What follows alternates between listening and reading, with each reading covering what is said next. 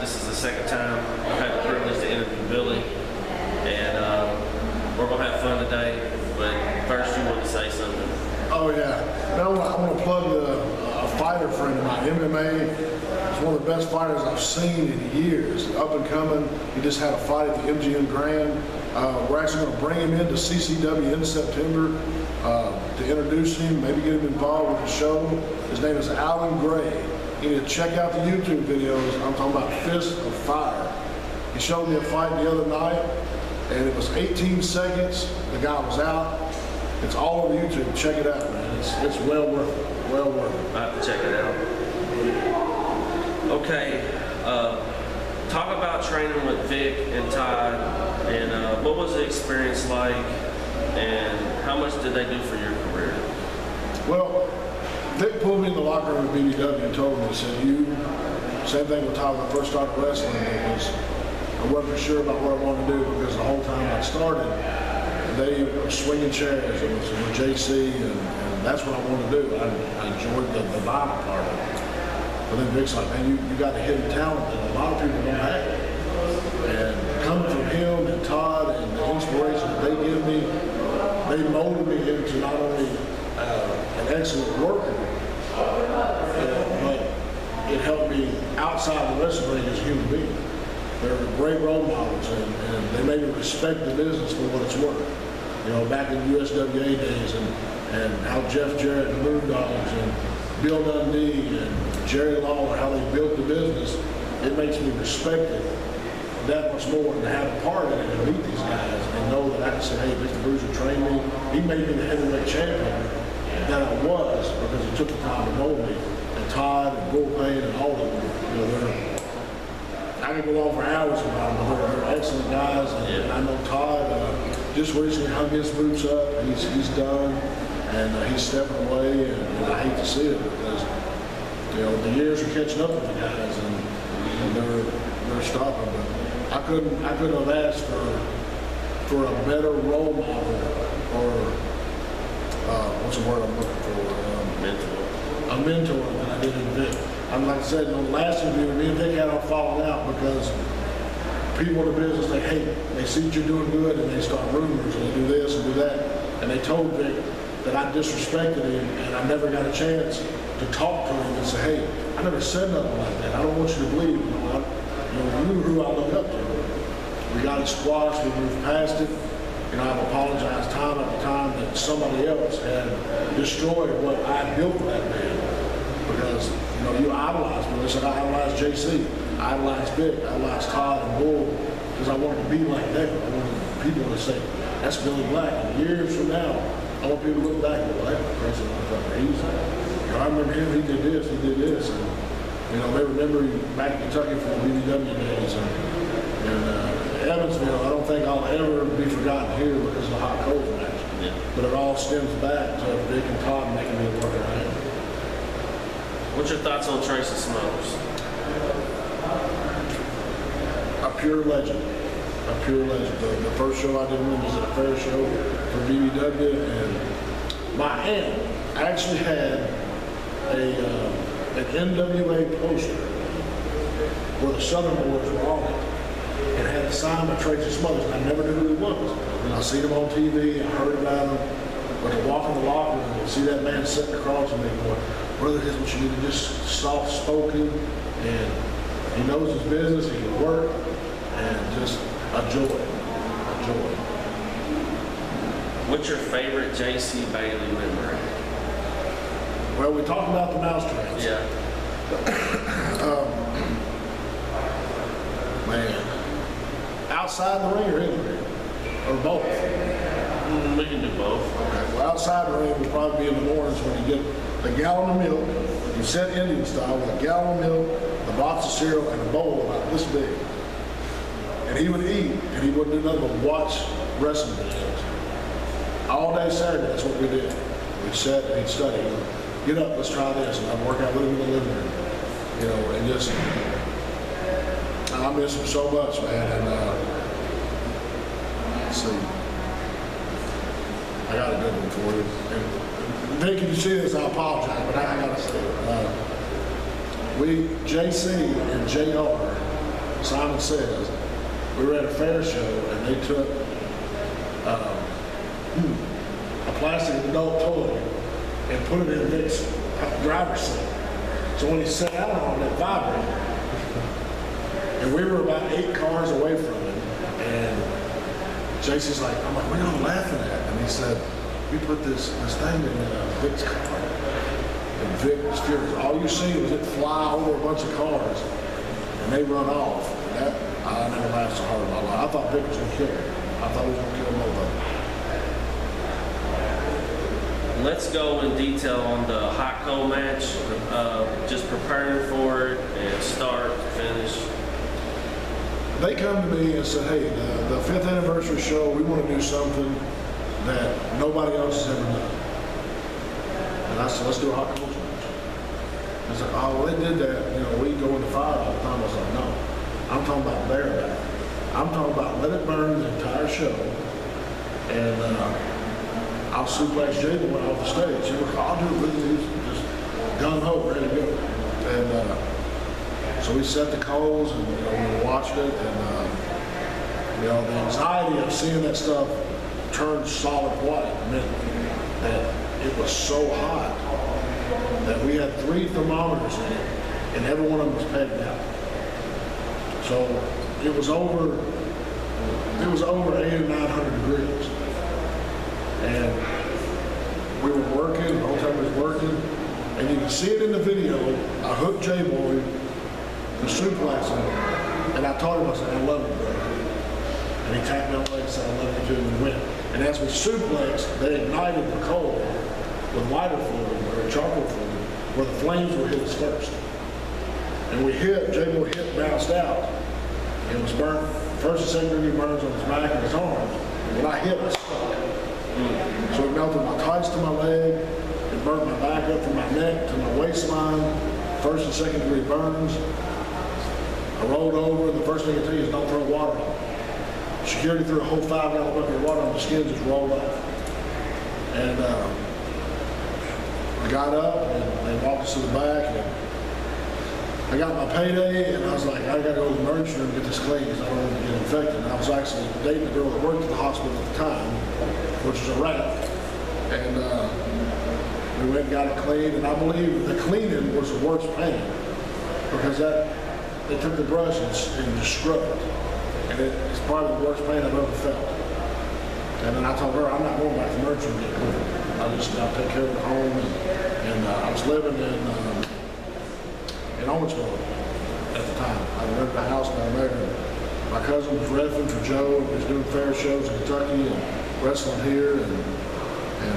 But that following Wednesday, we did the show that Saturday, or that Wednesday. The following Wednesday, I bandaged up and come to work again with all the burns and everything. Me and Pothead John, we did a tag match. But I've had Sandman also say, y'all crazy motherfuckers. So that's something that no man should put his body through. And then JC told me that Ian wanted me to come in and do the hot coals match again for him, and he paid me $1,000 to do it. I told him no.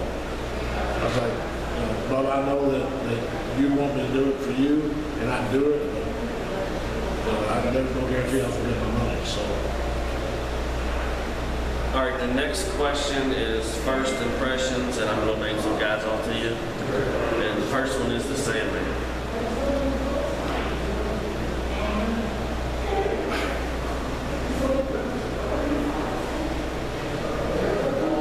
He has good showmanship. He does his job and perform and do what he needs to do in the ring, but his attitude was piss poor. It's probably, like I said, you idolize these people, you watch ECW, and you meet him in person, like, what a fucking asshole. Are you fucking kidding me? Man, I sit at home, I study your tapes, I'm like, it's fucking Sandman. And you want to walk and talk down to me? That's why we got to follow that down here. Now you want to talk this stuff. John Collins had New Jack, Sandman, and all of that. That's why me and New Jack fell out. And, New Jack is violent. He's violent beyond any means. He don't give a fuck. That's what made me want to be like him. Like, oh my God. had his action figure home on the wall. And I got my New Jack, you signed this for me. He signed it. I took it home, put it back on the wall. My son's got it now. And he walks in, and Joe said, don't say nothing to him. Because Joe was telling me, oh, that motherfucker, and blah, blah, blah, this, that, the other. And I'm like, surely he's not that bad. Sandman can't be that bad. I mean, they're in the business. The boys are supposed to be close. They wasn't nothing close about them. That man was for himself and didn't give a fuck who he hurt. If you disrespected him, he hurt me. And that's the same way I am. I'm holding myself with the violence that man showed me. But, you know, we had our falling out, we fixed it, I apologize, because words were thrown, things were said, it was stupid on my part because this is my home. And that's exactly what I told him. I was like, you think because you're here that these fans come to see you all? They're not here to see you, they're here to see me. You did your part of the business. You paved the road. I come in behind you. I didn't like it. Pissed them off. Pissed them off to the point to where John Collins told me, which he was a piece of shit too, because he was writing cold checks. He took advantage of all those guys, made empty promises to them, helping them live their dream and continue their career, and just took advantage and broke what those guys had done. Because that showed me that if you take a piece of shit promoter and you take good workers, what happens? The good workers turn into pieces of shit. So he asked me down the locker room. He was like, me and Lady Lexus was standing there, and New Jack had hit on Tisha, was my valet, and I didn't think nothing of it. He's like, damn, mama, blah, blah, blah. And I'm like, hold on, motherfucker. No, hell no, this ain't gonna work for me. So the same man standing over beside John Collins. And John Collins said, who's Billy Black? I said, me, sir. He said, can you take an ass whooping? Well, I'll take what I give. I mean, I'm here to put on a show, so whatever you want me to do, I'll do. He said, that's not what I asked you. And the same man said, look, motherfucker, can you take an ass whooping? Because that's what the fuck you're gonna get. I said, I'll take what I give. I'm not gonna get in the ring and fucking lay down for nobody. And he told me, he said, well, you don't have the right attitude to work with New Jack. I said, well, maybe New Jack won't have the right attitude to work with me. And he said, you get your shit and you get the fuck out of our building. I said, your motherfucking building? And I fucking lost it. Tracy Smothers, Bob Bagwell, Sandman, New Jack, the whole damn locker room. We had 6 or 7 ECW workers. And I told them, I said, this is my fucking building. Me, JC, Jay Grunge, all those guys, Anthony Blaze, we built this fucking business in this building. We built CCW, not you. Right. You're fucking washed up has-been working my fucking independent segment. And you want to come in and talk shit to me? Yeah. Well, they didn't. Go get New Jack, he'll take care of it. I said, go get the motherfucker. Matter of fact, I'll wait for him. His locker room was right beside mine. He was sitting there the whole time, hearing every bit of it. And I was going on, calling everything. And this man didn't say shit to me. But because the same man running his fucking mouth pissed me off. First thing you do is you fly off the mouth and you say shit you don't mean. Next thing I know, I got my bag, leaving. I said, they're kicking me out of the building. I'm suspended for a year. I can't come back here. Tracy Smothers come and got me and said, Billy, you need to get your bag and go because New Jack's going to kill you. So I went and got in the car. Tisha locked the door. He knocked on the door and had a blade in his hand. He said, get the fuck out of the car, motherfucker. You want to run your mouth? He said, I'll show you what pain is. And he had every right to be pissed off at me because I run my fucking mouth because I was pissed off at Sandman. Because he disrespected me. So we backed out and we left. Well, then it went on. He said, you know, he stood right there in that ring. 6 months went by, they called me and told me to come back. Sandman was here, New Jack was here, and New Jack was in the room cutting a promo. He said, I got, 9 or 10 justifiable homicides. He said, Billy Black here will be the next one. And I'm backstage watching this. I'm like, what the fuck, man? I said, they told me that I wouldn't have to be around here. And then I did my match, I come back downstairs, and, you know, New Jack's name is the X, or Extreme. Well, he come and asked me, he said, what the fuck is this? Why do you do that? I was like, well, I'm Extreme Dream Billy Black. I was like, I followed after you, so that's why I do it. I was like, there's no disrespect intended. And I guess the same, I told him, you just beat his fucking ass and blah, blah, blah. So we had it out again. And then finally, couple years back, I added him on Facebook, his fan club. I talked to him, and we squashed all that shit. He moved on. He's doing well for himself. He's got a movie deal. But because of Sandman being an ignorant piece of shit that he is, started drama for guys that just wanted a fucking shot. Right. You know how disappointed I was because I didn't get to wrestle New Jack, the guy that I watched, the guy I cut promos after, the guys that I watched, him and Justin Credible, and just violence. Violence. If there ever was anybody violent, it'd be New Jack. First thing coming to mind. So. The last name is Mr. Perfect. I met him one time, and besides watching him on TV, and we sat and talked to him for 45 minutes before his match here, and he wrestled Manslaughter. And that man truly loved the business. He loved what he did. He loved his family. He loved everything about that man was joy. Not a bad word about anybody. If he did say something that seemed down about the business, he turned right around and come with something better. Well, I had this down moment, but because of this happened, he opened up this door. He said, don't let the business control you, you control the business. And if ever, we use that advice. But an outstanding performer, outstanding worker, and all around, if you had to mold somebody to be like anybody, it'd be after him. What's your thoughts on Alistair retiring? I've been doing this, 17, 18 years now. I've got to wrestle Alistair twice in that whole time. But Alistair helped me in BBW, and the first time I met him was when he showed up at the fair show with a half gallon with him, and they cleared the locker room on him, and he beat the hell out of Manslaughter with his own family. And after that, I watched him with IWA, watched him with JC, and he's made CCW, him and Jimmy's made CCW what it is. Now, I'm not taking nothing away from Eric because Eric started the company and he had something great. And then it went down for a little while and Alistair took it over, and he took what he learned over the years and made a product that Evansville and that anybody who saw it would want to be a part of. And as soon as I found out he owned the company,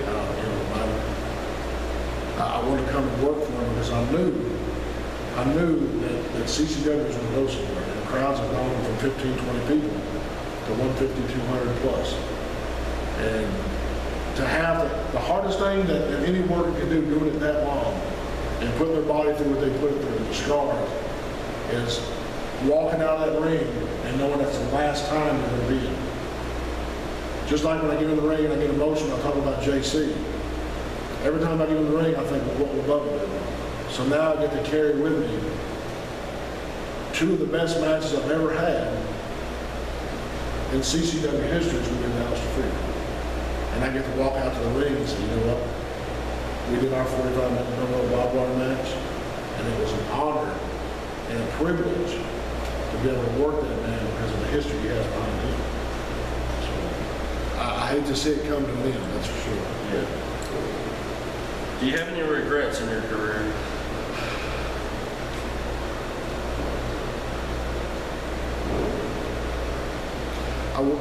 The only regret I have is I wish I'd kept my mouth shut when we had that falling out there. I think even though the match would have went the way that everybody knew it was going to go, which is, I would have got in there. I would love to wrestle New Jack to be able to say I was a part of that because, and I wish I didn't have the falling out with Vic because that fucking broke my heart. And when you don't do nothing wrong, but everybody portrays it, oh, so-and-so did this, and then they run behind them, oh yeah, I heard it. Motherfucker, you weren't even here. Yeah. And I cut the damn promo, it's on video, watch what I said, But as far as working, no, not at all. I don't regret anything about it. I don't regret the hardcore. I don't regret learning. Because in my downtime, the wrestling business kept me from taking the wrong road. I had something to fall back on, just like the military has, One part of my life was bad. I took my own life because of it. And then I broke away from the situation I was in to better my life. But the whole time, all I thought about was, man, I just want to get back in the ring. I'm going to wrestle. So after I fixed my life, I went back to it. I did take a 1.5 break, 2-year break, and here I am again. So I'm going to name some guys to you, and you tell me your thoughts on them, okay? Anderson Fair. you know, when I first met that kid, he was all about, I'm going to work this, and I've been watching you, and I'm going to wrestle you, and you know, I thought, you know what, this kid can be trained. And we had our match, and he did great. He listened. But when you do this business, the first thing I tell you is don't bring your wife and don't bring your girlfriend to the damn show. If you can't leave your personal life outside the show, don't bring it here. He involved his personal life, he involved everybody else. And when you run your mouth, they think that words don't get back to other workers, and it does. Could he be a good worker? Well, hell yeah, he could be. Will he ever work in his business again? Probably not, because you don't know when to shut the fuck up. So, I'm not going to say he's a piece of shit. I'm not going to say that he's not worth fixing, but until he grows up a little bit, he needs to stay clear of the damn ring. Max Misery. I've known Max for a long time, and he is, without a shadow of a doubt, one of the top entertainers that I've ever worked. He can take a little of nothing and turn it into his own. A simple spot, a simple, we want you to do this. And he's turned it into a 15-minute match, or he's turned it into a 20-minute scene. And he loves his kid, loves his wife, loves his, you know, business is business, fun's fun, family's family, and he's got them separate. He knows what not to bring in. If he's a good asset to the wrestling business. Simon Says. Probably the best lightweight since Jason David. You know, there's many words that I can say about him, and he's a good friend of mine, and he's my brother, and I love him, and you know, he's had his downfalls, and since the passing of JC, JR has gone his own route, and some say it's good, some say it's bad, but you know, my feelings toward him haven't changed at all. I think he's an outstanding person, outstanding worker, and you know, that'll never change my attitude to him. Father Fair. I thought I was foul. That man don't play. That man don't play. And them rings he got, yeah, they don't feel too good. Salt. He's like out of salt. I feel like I'm eating a damn French fry. He's an excellent entertainer. He really is. And he loves what he does. And he does it when you tell him, I want to do this, you don't question it. You want me to do it, I'm going to do it. Same attitude I got. Or you want to beat the hell out of him, I'm going to beat the hell out of him. But it's an honor. It's an honor to be able to be in the ring with people with that persona and that willingness to put on a show, do whatever it takes to make the fans come back. And he's got it. Madman Pondo. Crazy as fuck. Yeah, he's an excellent guy. Excellent guy. I have nothing bad to say about that man. Nothing bad to say. I know that damn stop sign don't feel too good. I still God almighty. But yeah, he's a great guy. Micah Silva. Still young, still learning. Excellent worker. He's got the build. He's got the attitude. He just needs to take. Look, he looks like Bobby Bean Blossom. Got that beard going on. I had to say it. I love you, man. Hell, there went my payday. God damn it. I had to get him on time.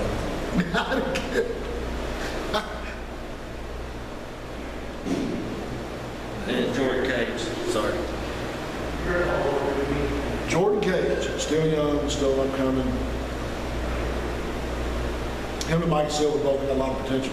And with the right people training them, and if they listen, they're going to go further in the business than I would ever hope.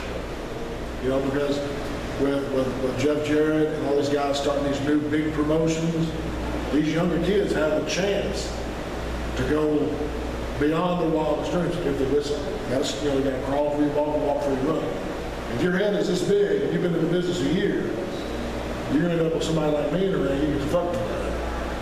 Or you're going to run across a new jack somewhere that's going to cut you. And you ain't ever going to work again, you know? So. Have you ever had to shoot on someone in the ring? Oh, yeah, absolutely. Absolutely. Court in Indiana, me, Manslaughter, it was actually a BBW show where we had half of this other company's workers working with us. It was like an invasion of BBW. So we were working. I hit the kid with a sign. He stood right up. And I was like, you have got to be fucking kidding me. So I popped him with a chair. He just jumped right up. I kicked him square in his nuts. Punched him about 4 times in the face. Right back up. Next time I knew the whole fucking locker room cleared up. Like to beat this kid fucking to death. Manslaughter grabbed him, drug him outside. It was all going at their company, our company, it was just a big brawl. They all thought it was part of the show. They were clapping, carrying on, yeah, we want more. Worst promoter and worst company. You know, I wish I could remember this.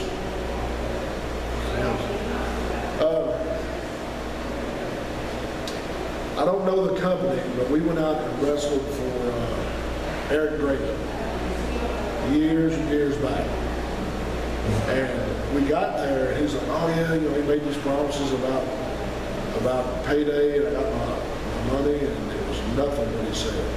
The ropes were so loose, and if you hit them, you fall through. And the ring didn't have no bounds, but we had 60 plus in there, you know, it was a small building. And then they had enough nerve to accuse me of stealing her damn belt. And one of the little, I guess it was her lightweight belt or something, and he called me and said, hey, you need to bring that belt back and put me back. I was like, what the fuck are you talking about? He said, well, yeah, you took the belt. They said they saw you put the belt in your bag. I was like, you walked me into the damn car. If you thought I took something, why didn't you open my damn bag and look? I would have showed you. Right. Well, you know, I didn't want to disrespect you. You steal something from me, I'm going to open your damn bag. But that was by far one of the worst damn shows I've ever done in my life. Let's talk about balcony jumps here at the Coliseum. What's like the best one you've seen? JC. He's probably one of the only ones I've seen actually stand up and just fall forward. And then the table didn't break. He called it the unbreakable table. We got a video. Well, I give JC a powerbomb over the top rope to the table. He just hit the table, hit the floor. I got him out, got him back in the ring, did it again. The table fell over. Him and Anthony Blaze used the table at the next show. JC comes out of the balcony. They hit the table. We thought it broke Anthony's ribs. The table never broke.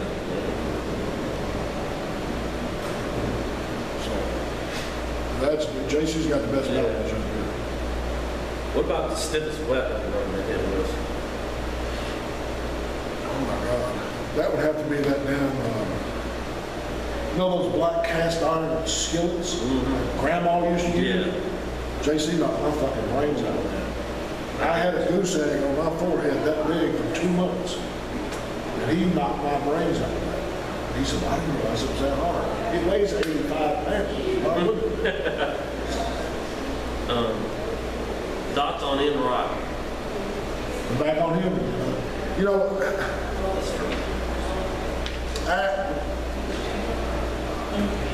Axel and N-Rock, when I think of them, I think of ECW.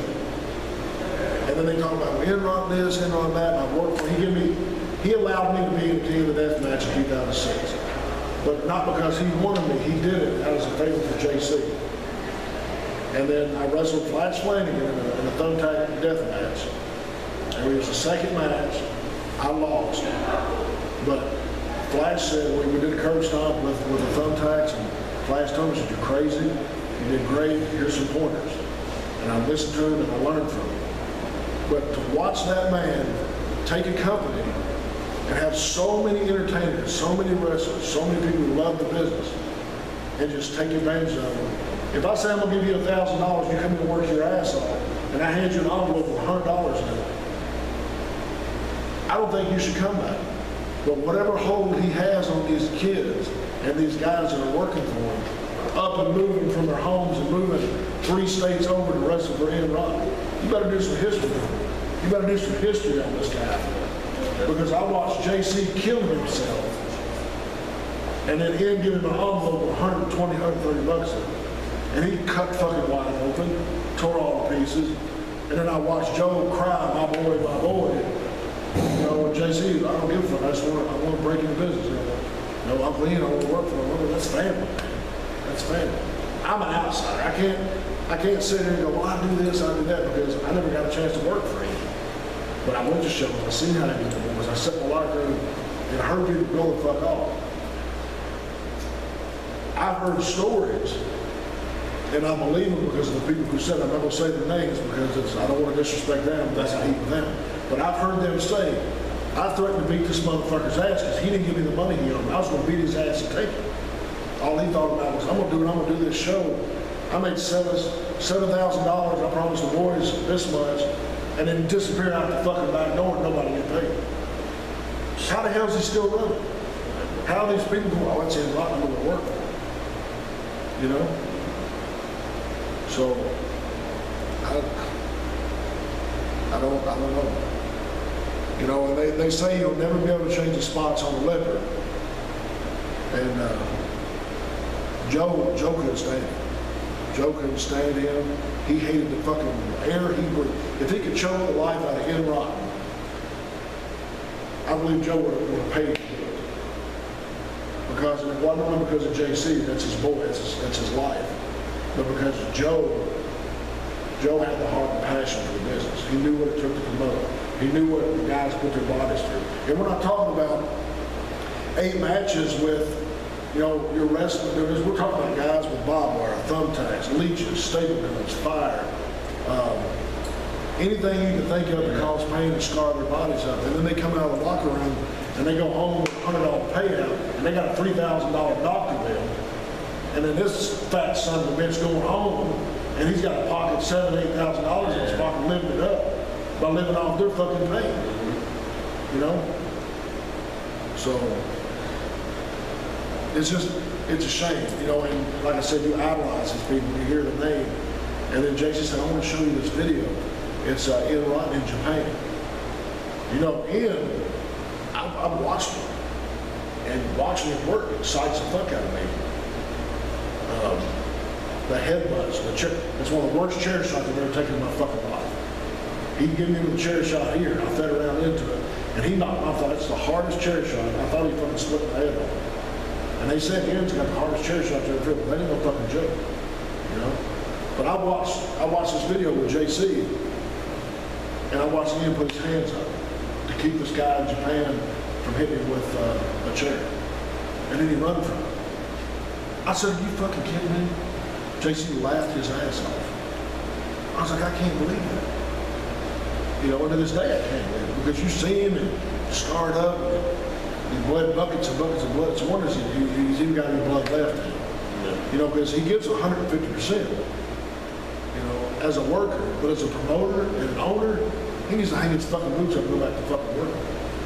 Maybe if somebody worked his ass off, give him $50, yeah, and then wave $3,000 in his face, maybe he'd respect him a little more. You know? And honestly, truly, he can say whatever he wants about, oh, you're a piece of shit, Billy, you never know nothing, you ain't nobody. You know what, motherfucker? You can say that about me, but I guarantee you I'd step in front of a bullet for any of these fucking guys before you'd ask me to peek around the corner. What's your thoughts on the upcoming J.C. Bailey Memorial Cup tournament? I've got military training that month, and it breaks my heart not to be able to be a part of it. I think it's an amazing event that they're doing, and to be able to immortalize and put JC out there like that, it's amazing. It's something that the fans, you know, they love JC. God, they love that boy to death. And he was taken away way too soon, and you know, and the stuff that I do is because of JC. He made me, he paved the road for me, and you know, along with Webster, JC, Vic Todd, Bull Payne, Tracy Smothers, those guys said, here, you've got talent to do this, and JC said, I'm going to book it. Because the first gimmick I had was Major Payne, it was military. And Todd and JC said, use your real name, Billy Black, and go over. He said, there's a hardcore champion in Japan, Billy Black. And I did, I used it and it took off. But to be able to say that once a year, we remember every night we do the, we get ready to go out there. That's why I make it a point to pray, because none of us are guaranteed tomorrow. And to be able to say, I was with that young man, and he touched my heart in a way that he'll never be forgotten. Every little thing you do, the mouse tracks, the light tubes, the 32-foot scaffold match, spiderweb death match, not only in the ring, but outside of the ring, JC loved his family. And I'm going all different directions with it, but to have it one show, a whole night, with workers who work JC, to come and be a part of it, is a blessing. Because they're going, you know what, I'm going to come down there and I'm going to do this show because, we called him Bubba, because Bubba meant that much to us. He touched everybody's heart. And I know that he did shit and pissed people off, but it was kind of pissed off to where you go, you motherfucker, man, you always miss me, so it's a good thing. It's an amazing event that they're doing, and I know that Miss Vicky, and I know that Joe, and I know JC will watch them down, and they're happy, Yeah. So, What's the most emotional moment in your career been so far?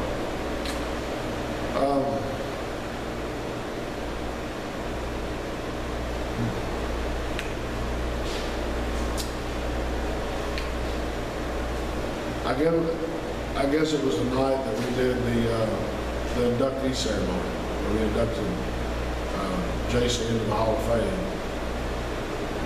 Because, like I said, to be able to stand out there, in that ring, and know, it's like you do flashbacks, and you see the videos, and you watch them on YouTube, and I can go out there and sit, and get teared up. I can go out there and sit, and just close my eyes, and I can see JC doing the goofy stuff, him and his hat turned a certain way, and him and Aaron, they were together, and Hothead John, and it's one of those things that you can stand by yourself, like you sit in that ring and you can just imagine the people that's been in the training ring, and you go out there and sit in the six-sided ring, because JC was here when they first got that ring. He was so excited. He watched TNA matches and studied them. And it was cut too short. Yeah. And I wish there was some way, if I could bring him back, I would. But we can live through him. He can live through us. We go out there and, like I said, with the show, we dedicate the show to him. And people will go, yeah, JC did this and this, and we did it in honor of him, and whoever wins that tournament,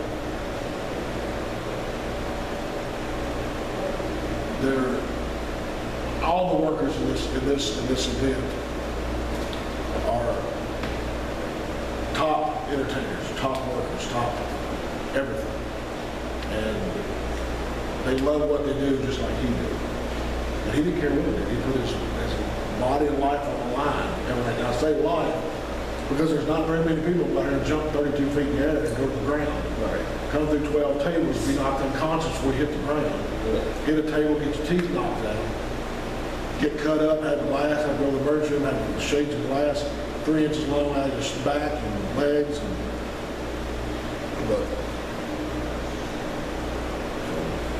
Light tubes, thumbtacks, or barbed wire, which one do you like to use the most? All of them. All of them. What was your favorite year of wrestling here at the Coliseum? Because we did the festival downtown, which I'm hoping that we can get back to doing that. But I would say the 5th anniversary show, that whole year building up to the anniversary, the 5th anniversary show was amazing because we had a lot of great work with Tracy Smothers. We had, I think Vic come down a couple of shows, and I know Bull was down here. And, that's when, the excitement, the day of the show, your anxiety is so high because I'm going to do this and do this and do this, and the fans are expecting this, and I'm going to do this, and but I believe that year was probably the best year because everybody that meant something, there was a tight-knit group, and it was a family, just like we are now. The CCW family has grown bigger and better since then, but I believe that year was probably one of the best years the CCW has seen. What's your thoughts on blading? Do you like it?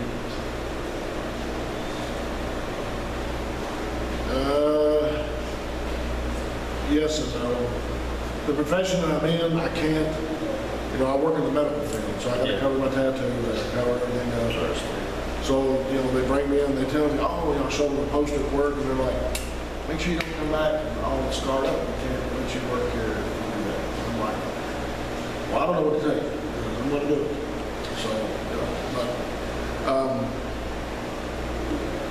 I don't have a problem with it. I think, as you see, the more blood they got here, the better they like it. You say the word blood, they done women wet their pants and men are ready to beat the hell out of the women they're with. Just, what's been your high point and low point of your career? the high point is when I broke away from the hardcore and actually won the heavyweight title. And Vic, I accomplished something because it took me a year and a half to get to where Vic said, okay, he's ready for a title shot. He's ready to be BBW heavyweight champion. He's learned, he's listened, and I wrestled, I won it, and that's what everybody strives for. They want to be a champion. A hardcore belt, when I wrestled Mitch Page and won it the first time from him. I took the Weed Eater to the back. It was an amazing night. But I believe of all time, it was the heavyweight title match. And I wrestled Vic for it and won, and that was it. You know, like I said, the stuff I do here, there's nothing more I can do besides shoot somebody. So, who do you think is an up-and-coming star here at CCW? Man, there's a lot of them.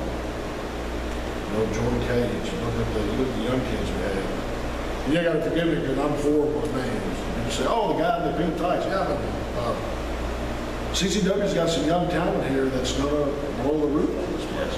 You know, so there's not, I can't single out one and say, well, he's going to be better than the other because you got Mike Silva, you got Jordan Cage, you got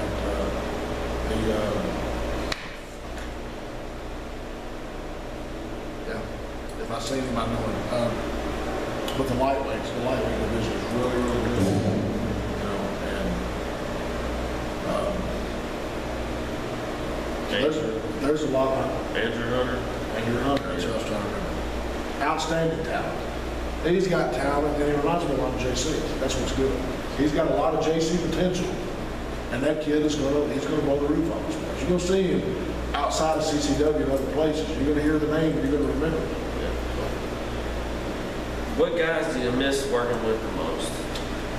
Vic, Todd Bull, JC, JR, Tracy Smothers, because it wasn't fun. It wasn't just fun working with them in the ring, but the relationship we had in the locker room and then outside the business. You know, we traveled a lot together over the summer. We were a family, and that group, we did everything together. And I miss them. Those were the good old days. Yeah. And ending this interview, is there anything you'd like to say to anybody out there, to your fans or anybody watching? We got a lot of talent at CCW. Excellent show, excellent product.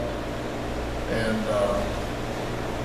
not in the near future, but my career is slowly coming to an end. Now, when, I don't know, because of some injuries I had in Afghanistan, but eventually I think I'll boots and walk away from it. So I'm going to go as long. I said that the wrestling business would be the death of me. And with everything happening in my personal life, I fell back on it. I come running just as fast as I could back to the ring because I got to take my frustrations out of whoever's in that ring. But what I brought with me was a whole lot worse than what it was before. You know, you guys, you doing this and Alistair introducing the product and our bookers we have in the locker room and everything that's produced here. You know, with Tony Shark helping out, CCW's gonna take off. And they mentioned going down the States, they mentioned going to Detroit, they mentioned getting up there where I'm at. CCW's gonna be a household product. It's coming. You know, I hope it happens before I leave my boots in the center of the ring. That's how I'm gonna end it. I'm gonna take them off, I'm gonna set them in the ring, and I'm gonna walk out. That's gonna be it. You're not gonna see no more blade, no more bottom wire blade. You know, I might come and help out here and there, but when it's done, it's done. I gotta go out tonight and talk about, you know, with Alistair leaving, and a piece of my heart is gonna be left in that ring because somebody who molded me, I gotta say goodbye to. Right. You know, and I know it kills him, but I appreciate everything that you're doing, and it means a lot to us guys, and I wish that 11, 12 years ago you were around then Yeah. and helping us out, because you see it, CCW's growing. And whether it takes my life or puts me to the point to where, hey, I gotta come to the ring in a wheelchair just to get out there, I'm gonna be here to the very end. So, but CCW's where it's at for the end. Thanks, man. Hey, I appreciate it. Thank you very much.